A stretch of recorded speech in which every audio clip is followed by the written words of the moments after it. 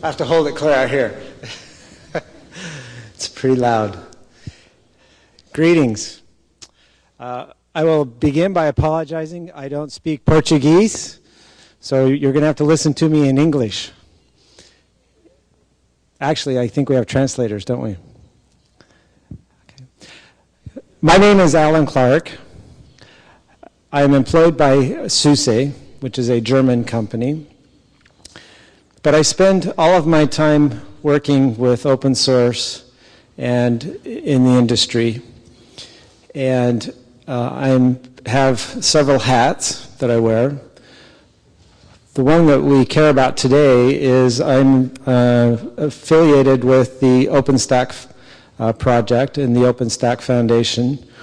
I am the chairman of the board for the OpenStack Foundation. I'm also on the board of directors for the Linux Foundation, so I've been heavily involved with Linux for more years than I have gray hair.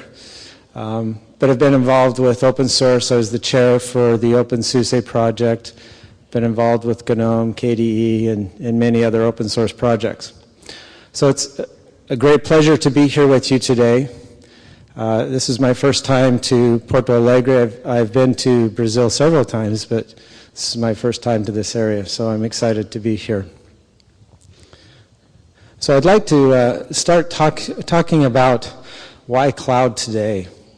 And, you know, this is a time where I am very excited about the software industry. It used to be that we would come to these meetings and everybody would have their heads down in the laptop, right? Everybody had a laptop. But nowadays, we see very few laptops, but we see lots of smart devices. And the reason that excites me is we're not all carrying the same device. They're all different, right? We're buying them from different vendors. They have different flavors of operating systems. And because of the services they provide, we're carrying different services, okay? Different applications. And those applications are focused on us as individuals, okay? We get personalized service today. And that's very exciting. The other thing that I find very exciting is the change in the world around us. And we've seen some examples of that today at the conference here. You've heard the term Internet of Things, right? And what they're talking about is all the new devices and information that is coming accessible to us. You know, we have sensors all over the world now, right? We can get the instant, the temperature. I know the temperature instantly from my hometown, even though I'm sitting here in the middle of Brazil. Our cars are smart. Our phones are smart. Our televisions are smart, right? They're all gathering data information for us, for our use. And the beauty is it's being personalized, okay? So it's a very exciting time. But at the same time, there's pressures on the businesses and organizations to provide those personalized services to us. Okay, I read a report from Forrester where they're saying that the enterprise IT environments spend 70% of their budget just trying to maintain the services they have today. Okay? Yet as users, we're demanding more, right? We want more. We want it personalized. I want it for me. I want it my way, right? For me. And that's putting a lot of demands on our IT staff that are running these businesses. They're also becoming more responsible for the line of businesses, right? The businesses themselves are looking at IT departments saying, you've got to produce. And yet they're constrained with the resources they have. Well, it turns out one of the best answers for these IT departments today is cloud.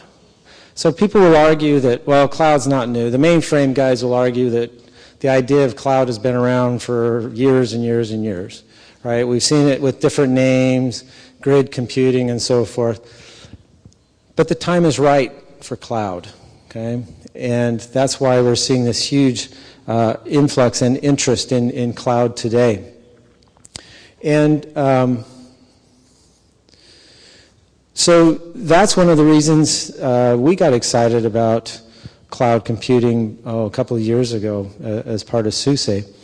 And in particular, we were very interested in OpenStack. And so I want to talk to you about why OpenStack, okay? So, and introduce OpenStack to you. So OpenStack is the open source cloud software project, okay? The mission of OpenStack is to create a ubiquitous cloud computing environment for both private, hybrid, and public clouds. It's a very new project, relatively speaking. It's about 3 years old. The foundation for the project was launched last September. Okay, so the project was initially started from NASA and Rackspace, and I'm sure most of you know the history of that, but it started out just a very small project, very few engineers. And within that time, in the last 3 years, we've grown to have over 9,000 members, people participating in the project. We launched the project last September, as I mentioned, or the foundation, excuse me. We launched the foundation last September. And when we did that, we launched it with about 120 organizations saying they would support it. Okay? We're now up to over 190. So from September to July, we've had about 70 more companies and organizations join the foundation. Now, I have to give credit to Rackspace because they recognized early on that for the project to succeed, they needed to turn over rights and information to this nonprofit foundation. So the project, when we got together and discussed the principles of the foundation, we decided there were 3 main principles that were extremely important to the success of OpenStack. And the first one is that the project is open source. It's not open core, it's not partially open, it is open source. Okay, so everything within OpenStack is open source. And it's governed by the Apache license, which is a very liberal free license. Okay? The documentation is being now governed by the Creative Commons license, which is extremely open and free license. The second principle is that the community, or the development is open. Okay, so all the contributions, all the work groups, all the projects within OpenStack are open. All the meetings are open. There's no hidden meetings, right? Creating an agenda for the projects within OpenStack. They're all done in the open. They're all done on IRC. Mailing lists and wikis. The third principle is that the community is open. Anybody can join. Okay? We currently have about 800 and some odd developers that are contributing patches to OpenStack. Okay? So you think about 9,000 members, 800 engineers writing code. What are these other people doing? Why are they joining? Well, if you look at it at the different areas, we have users, right? We have documentation, we have test, we even have lawyers, right? And we have marketeers, I'll call them. All these people with different talents are joining the OpenStack project and participating with their talents, right? It doesn't mean that we only accept engineers, but we have people with their talent and their expertise coming to join and participate. And it's extremely important that it's open. So that's our third project principle. Because of those principles, OpenStack, as I've mentioned, is growing and doing extremely well. And the other part of this is because of those principles and the foundation, the way the foundation is set up in the bylaws, it's not controlled by any single company. Okay? And that's where I say kudos, give Rackspace credit, is they had the foresight to turn the trademarks and all that information over to this nonprofit foundation. And so there's no single company that's in control. The control is shared by all those that are participating. And the importance of that is that the project will live on for a long time. Okay? All right, so let's, when we talk about OpenStack, we need to give a little basis here about what is cloud computing. Because there's many projects within OpenStack. We're up to 9 projects that are integrated. There's additional projects that are coming out. So we're on to our 7th release now. And on to our 8th release. We've released 7 times. The 7th release included 2 additional packages, bringing us up to a total of 9. And I expect we'll have 1 or 2 more by fall when we do our 8th release. So what are some of the components of OpenStack? Okay. So first off, we have to have our computing services, right? This is the work engine. This is the workhorse. When you want to create a service, maybe I want a web service, or I want to launch a data service or of some sort. This is the workhorse that does that work, that performs that effort for us. So it does our computing, okay? Second area is networking. A lot of times when you're creating clouds, you want to be able to isolate yourself within the network. We find that particularly with large deployments of cloud, it's very common that you'll have cloud centers that are geographically dispersed across the world, and yet you want them to be isolated networking-wise. And so you have to have a networking piece. Storage. Storage is very important, both for storing images, the images that you're deploying with the compute module, but also storage for databases, for hierarchical and block storage. Other components include the ability to launch the service, right, and monitor it. So you need a dashboard type service. You need your metering and monitoring services. It's also very important that you have identity and security. So there's a component within OpenStack that handles making sure you have the right access to be able to launch these services or kill them or whatever type management you need. Plus the ability to control which resources get used and how much. So there's a lot of components within OpenStack itself. Some of the new ones that are being worked on, load balancing, being able to make sure that the load is distributed across your compute modules. Very interested in energy conservation, so there's being work done there. A lot of work being up in the orchestration layers with metering and monitoring. So one of the first things we did when we launched the foundation is we created a user group, and it's led up by Tim Bell from CERN, the Hadron Collider folks. And Tim put together a survey because we wanted to understand who and where OpenStack is being used. So we did a survey, and I thought it was very interesting because you hear a lot about public clouds, right? But it was very interesting to find out that there's actually a lot of private clouds out there that are running OpenStack. And hybrids definitely up and coming. So we looked at some of these users and started asking questions of why. Why did they pick OpenStack? And we could spend all afternoon talking about why, but I want to give you a couple examples.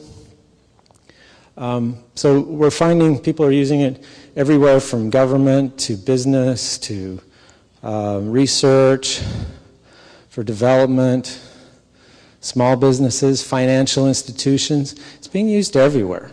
Okay, but let's talk about a couple examples. Mercado Libre would be a good one. They're using OpenStack to do their research and development. Okay, so they created a private internal network using OpenStack. They needed the ability for the developers to create instances on the fly, right, for development and test. They needed that capability, but they also needed to be able to put quotas on them, because we all know how engineers will take up all the space they can get. We love memory, don't we? We just chew it up. So they had to control that. So they needed the flexibility to grow and shrink as with the resources that were needed, but they needed to be able to control that. Another example, e-commerce. Best Buy. I don't believe they're here in Brazil, but they're like the number 11th e-commerce site that has, they rank them about number 11 for a retailer that does both e-commerce and has a brick and mortar store. He gave an interesting example.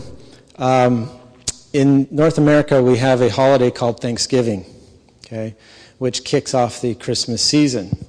And the effect is retailers love Thanksgiving because that kicks off the shopping season for Christmas, okay?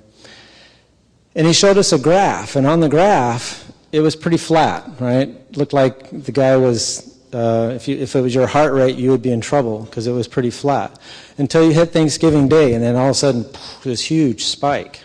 7 times the traffic on Thanksgiving Day for their web service. 7 times the traffic, okay? Turns out that's the day all the retailers in North America make all their money, okay? So they needed the agility, the flexibility. You can't just say, we can't handle that, cut off all their potential customers, right? They need the ability to handle that 7 times the traffic on Thanksgiving Day. So they're using OpenStack to give them that agility to grow on those holidays where they're needed. I mentioned CERN, the Hadron Collider, you know, the guys that are creating black holes over there in Switzerland for us, you know, finding the God particle, the Higgs boson particle.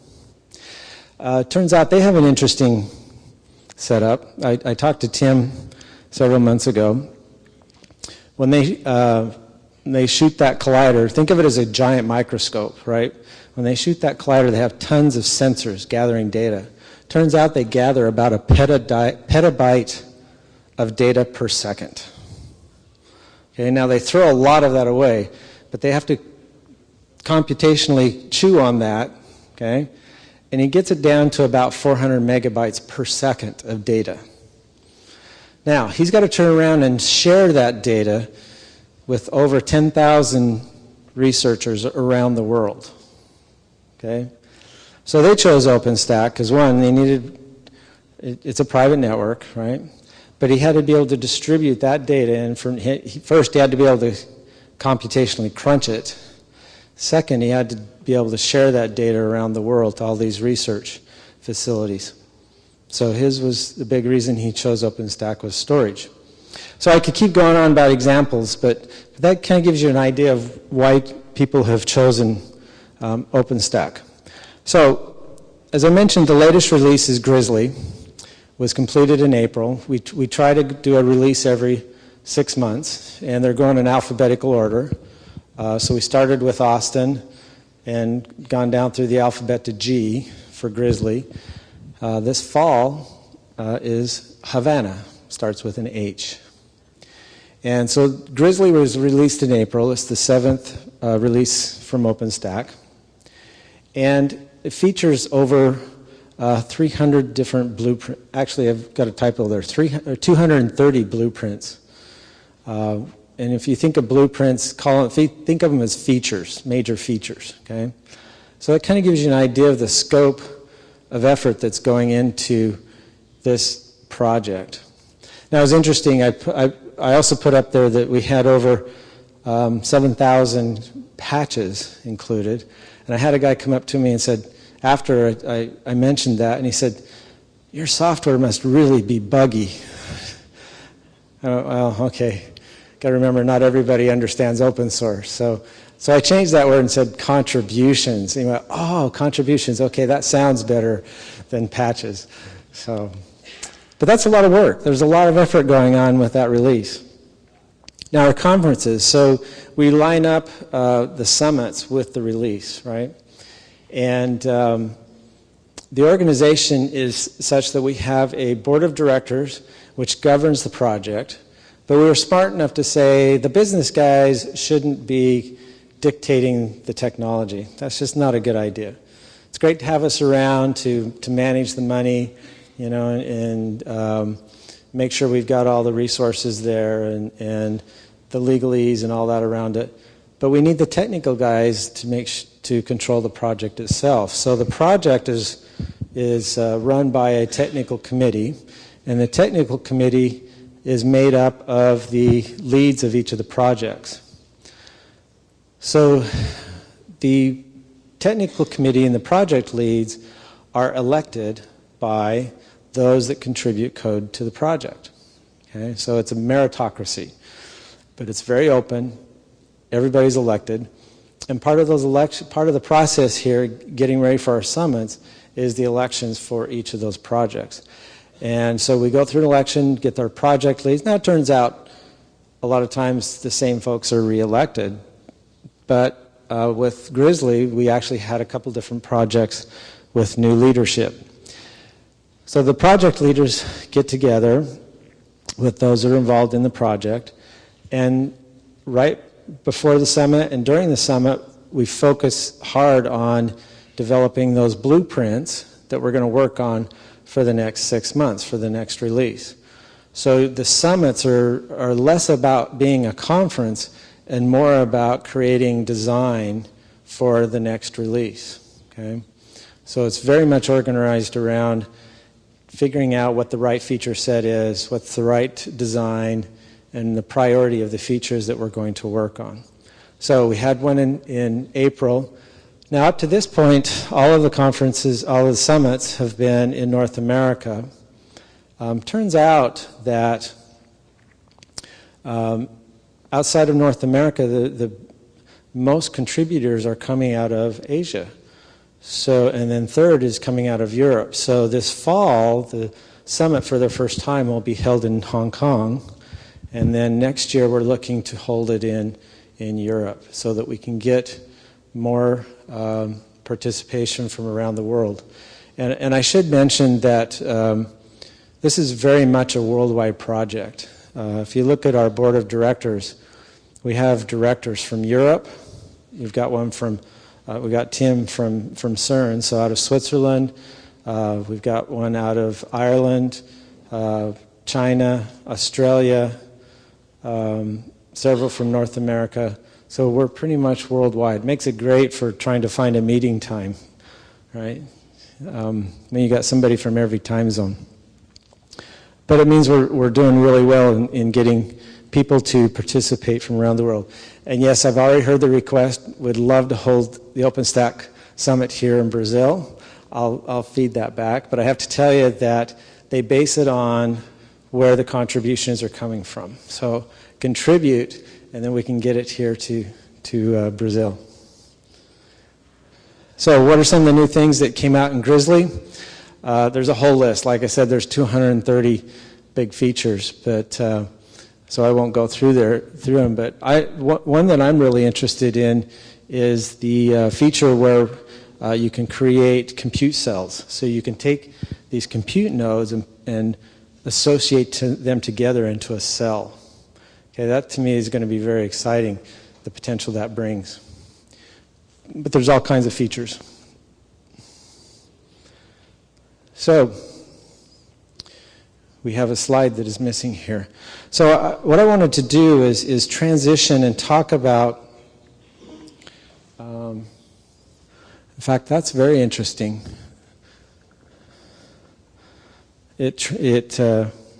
My slide advanced here, but it didn't advance up there.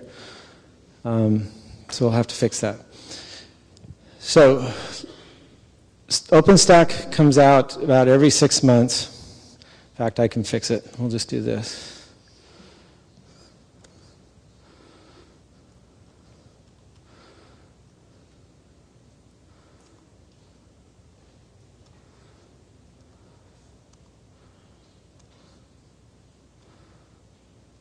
So OpenStack comes out with a release about every 6 months.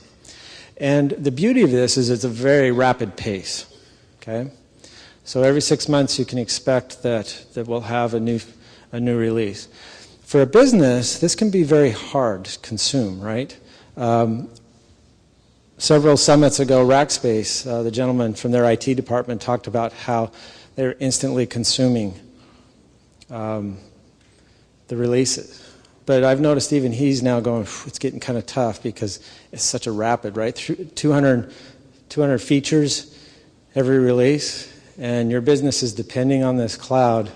That's a lot to digest. The second part is with open source software, we're moving so rapidly that if I come back and I say I'm using Grizzly a year from now, and I send in an email to the, post an email to the development list and say, well, I'm on Grizzly and I'm seeing this problem, the first response you're going to see back is, well, update yourself to Havana and see if the problem still exists, and then we'll talk about it. And as a business, you're going, well, I can't do that because I need a stable environment. So my point being is, for developers, for dev and test, a 6-month cycle is great, but for a business that can be kind of challenging. And so this is where you'll see other open source projects and businesses step in, okay? So when we release Grizzly, we'll see if we can get to the right slide here now. My slide is missing. I had a slide here. Oh, it's still not coming up.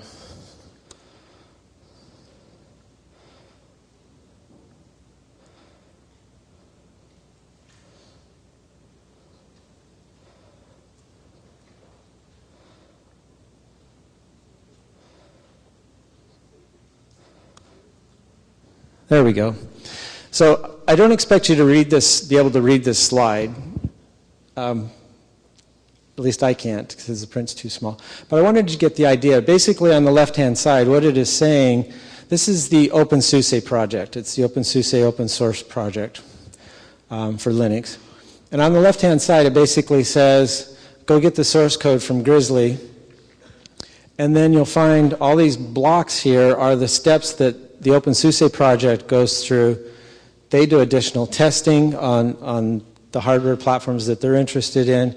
They combine it with other open source projects, and then OpenSUSE itself will produce an image, okay? Likewise, SUSE does the same thing. So when Grizzly gets released, what you're finding is all these 190 companies and organizations will pick up Grizzly, they do additional testing, and combination of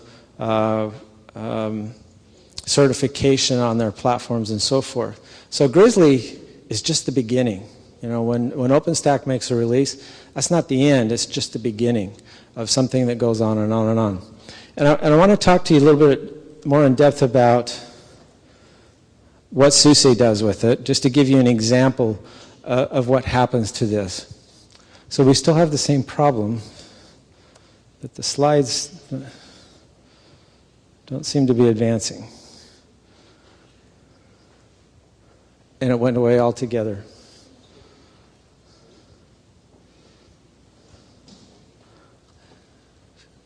Okay. Let's try this one more time.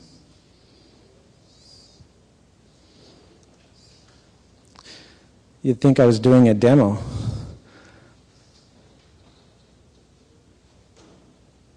All right, we'll have to forget the slides. So, as an example, a company like SUSE will pick up the release Grizzly, okay?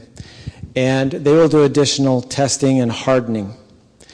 And as they perform their testing on it, they contribute those patches back, okay? So everything goes back to the community, and that's one of the reasons open source software gets better so quickly is you have all of those companies that are in organizations that continue to do testing and then contribute those back. So part of the testing it does is with its partners, okay? So SUSE has, I don't even know how many partners they have, but they have tons of partners. Part of those partners are hardware, okay?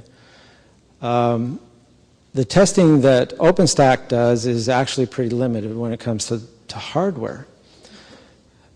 But SUSE has relationships with IBM, HP, Dell. I could name hardware names all day long, NetApp, so forth. And those relationships, and they have staff dedicated to testing this software on their hardware, okay? So it gets hardware tested and certified against hardware. It also has partnerships and relationships with ISVs, so applications, okay? So same thing, you have staff dedicated to testing OpenStack against software applications, okay? So you have very specific testing that way.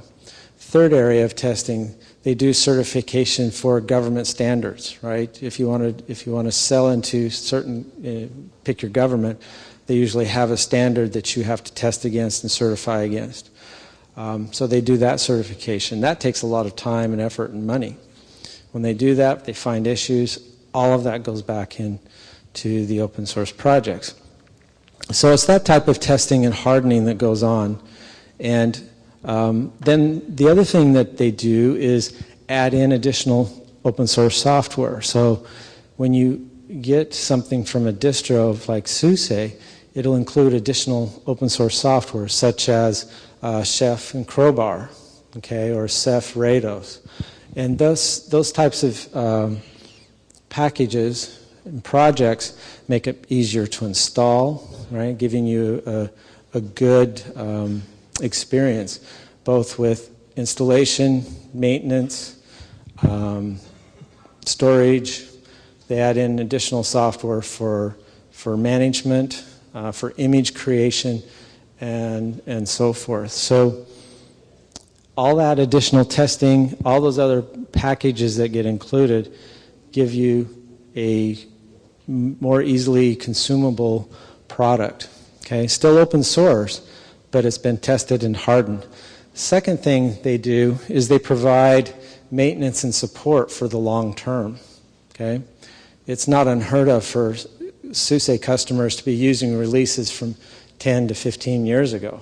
Okay, well, in open source world, that's, you know, the dinosaur age, and we've long moved on. But what these companies do, like SUSE, is provide a customer that support. So SUSE is keeping up with the OpenStack releases, yet they're providing those patches and updates to customers that are sitting on software that we would call ancient.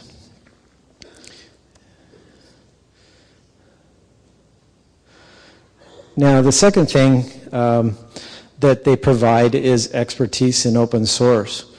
And oh, look, we can see my charts from. Let's see if it'll come back. There we go. Now it decided to come back. Magic. Yeah. Okay, so the other thing they provide is years and years of expertise. So SUSE, for example, has been doing open source for 20 years. Okay, so OpenStack may be a new project that's only a couple of years old, but they've been involved with Linux for over 20 years. And so they bring that knowledge and expertise of how to work in an open source community into these new projects. And they are able to provide good leadership and support.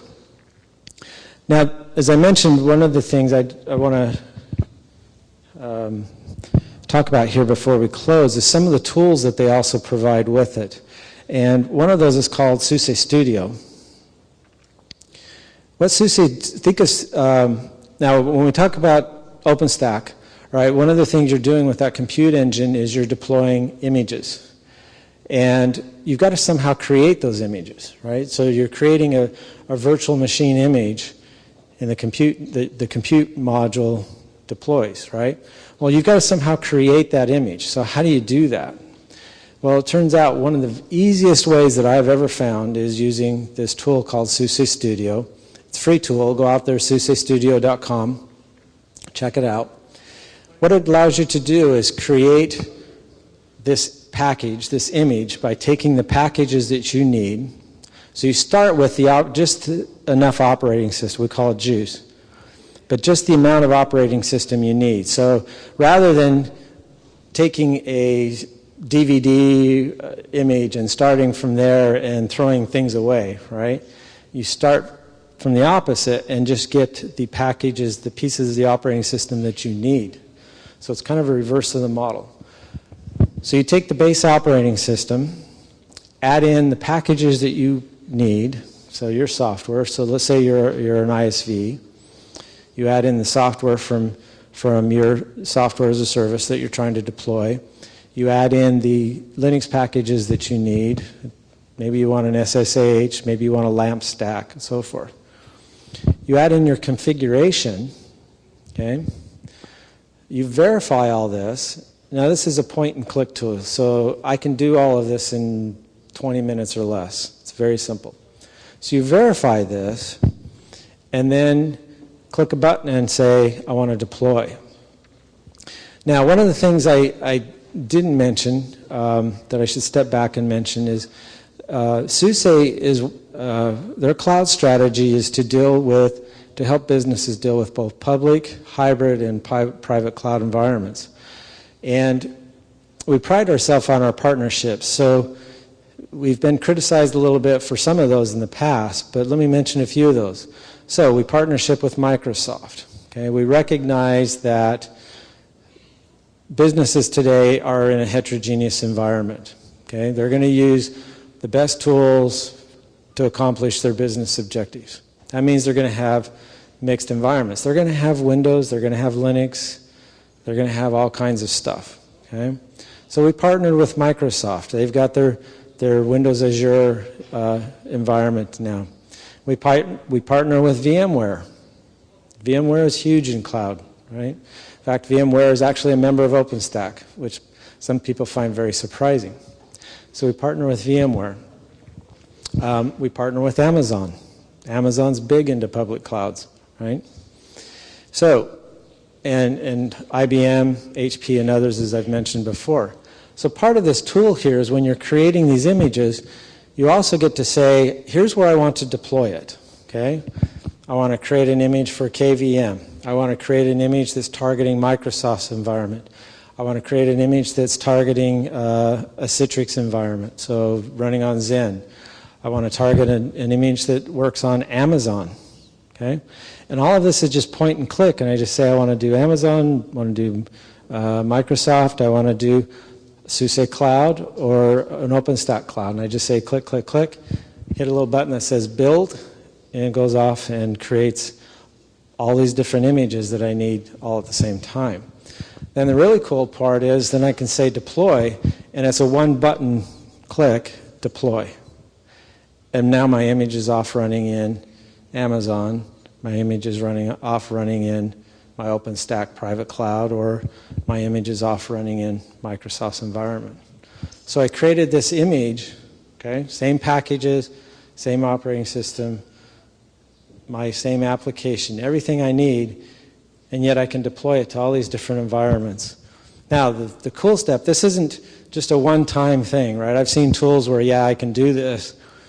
Okay, now a month later, I got to patch it. There's a security patch. What do I do? And the beauty of this tool is I just step back and say, oh, click, add in that patch, build, click, deploy. Okay, so it gives me that maintenance capabilities. Now, one other tool, so that gives us the ability to create these images to use in my cloud, and then another tool, oh, there's that slide. And then another tool that I want to just quickly mention is SUSE Manager, because once I've deployed those images, how do I maintain those, right? We've seen businesses get up to tens of thousands of these images running. They call it, we used to call it VM sprawl. How do I keep track of those? How do I know which ones are patched? How do I know which ones are updated? Well, you need tools to do that, and one of those is SUSE Manager, okay? And so the beauty about this tool is it's not just specific to SUSE, but also will give you the information you need for the other compute nodes that you have in your environment.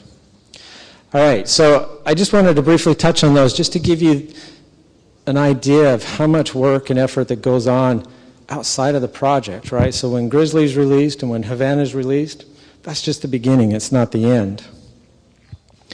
And it just becomes this ripple effect of all these different companies. And again, as we find things, as we find issues, we patch back into the open source project.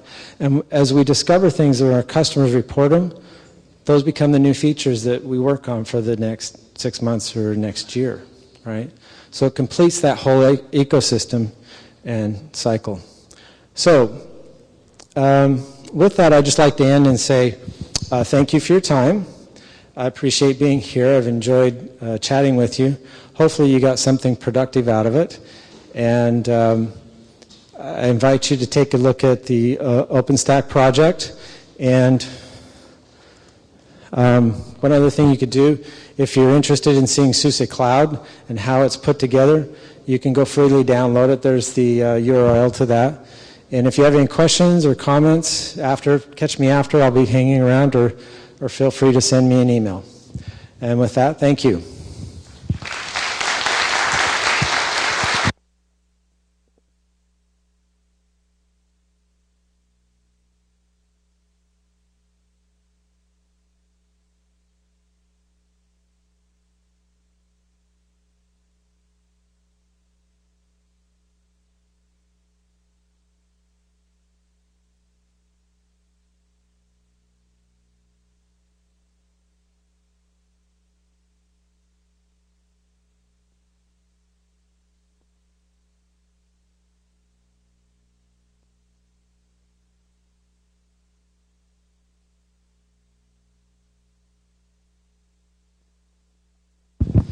Okay, I was told we have 5 minutes and we can do questions. So, go ahead.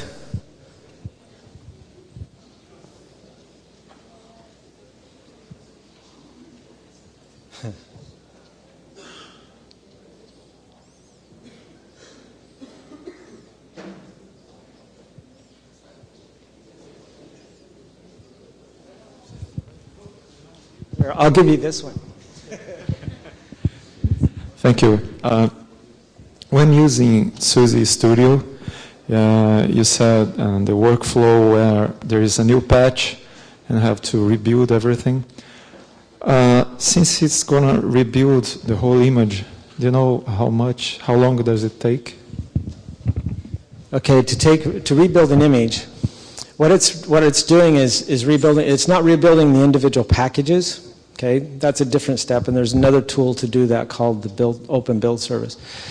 But to rebuild that image takes about 10 to 20 minutes, depending on the size. Most of it's size. I can rebuild, just to give you an example, if I want to build a desktop image, let's say I'm building an image for my laptop that's got GNOME on it and KDE, I can do that in about 10 minutes.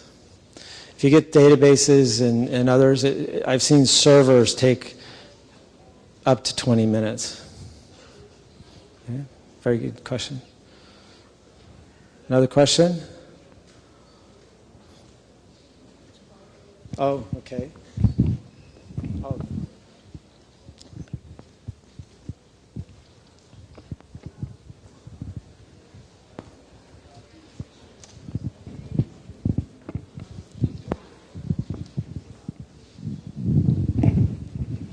Alguém pode traduzir depois para ele ali?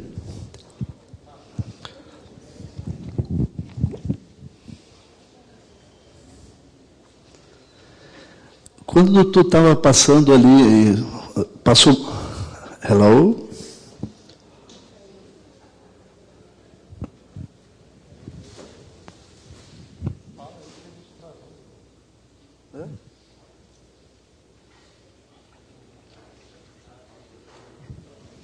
Alô? Ok? Ok? Está escutando?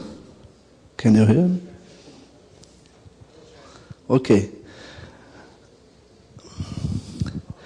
Na tua apresentação, tu voaste ali no slide das compatibilidades do SUSE.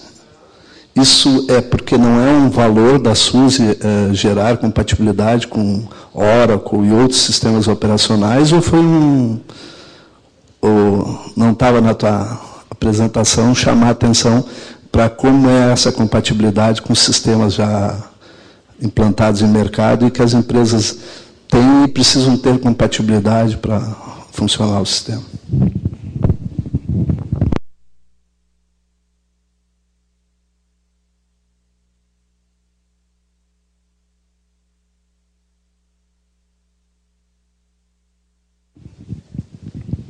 Thank you for running around. So compatibility with other operating systems. So other Linux operating systems in particular. And so there's two levels here: compatibility with other Linux operating systems, and then compatibility within OpenStack itself. So let me address both those questions. So first off, with compatibility with Linux, SUSE is one of the leading vendors that are participating in what's called LSB, the Linux Standard Base Certification. So SUSE is certified, as well as Red Hat and a few other operating systems. So we are compatible, and we're pushing very hard to make sure that standard keeps updated with the latest releases. So one of the ways you can make sure and we've got tons of documentation about this in our developer section about how to ensure your application is going to work across the different Linux distributions. But a key to that is using those interfaces that are part of LSB, part of the Linux standard base. Okay? So that's the first level. Now, another interesting discussion is in OpenStack itself, right? One of the strengths of OpenStack is those 190 members. And we're having lots of discussion to make sure that we have compatibility within those 190 members. Okay? So if I deploy on a SUSE cloud and want to be able to migrate to Rackspace or somebody else's OpenStack cloud, I want to know that it's going to work. So this is a topic that, so there's two things that are happening, right? One is we recognize that because of the amount of change, we've got to do a very good job on our interfaces into those different components that I mentioned, right? The compute, network, storage, and so forth. So the technical committee is working very hard to make sure those interfaces are stable, yet have the ability to grow with future releases of OpenStack. The second part that we're working on, and in particular the board of directors is working on, is to create a program to enable the vendors to certify that they're compliant, right? So we're creating a compliance program, and we're tying it to the OpenStack label. So our goal is that the user has a good experience. It's as simple as that. Have a good experience. And to do that, we're creating a compliance program somewhat akin to LSB, but we're still defining that. So all the members have the goal that we want to make sure we're compatible. We're trying to develop to make sure that we do that. So Linux is long down the road on how to do this. We're trying to look at their lessons and mimic that within OpenStack. Very good question. Thank you. Any other questions, or are we out of time? No? One more? One quicker? The license is Apache. License. What's the guarantee we have that the contributions will share with utilities? Okay, what's the guarantee? Okay, so if I understood the question correctly, OpenStack is governed by the Apache license. Okay, so what's the guarantee that we have that the contributions are free? Okay, so the answer is,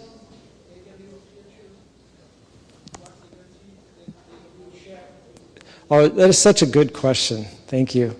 So there's multiple aspects to this question, by the way.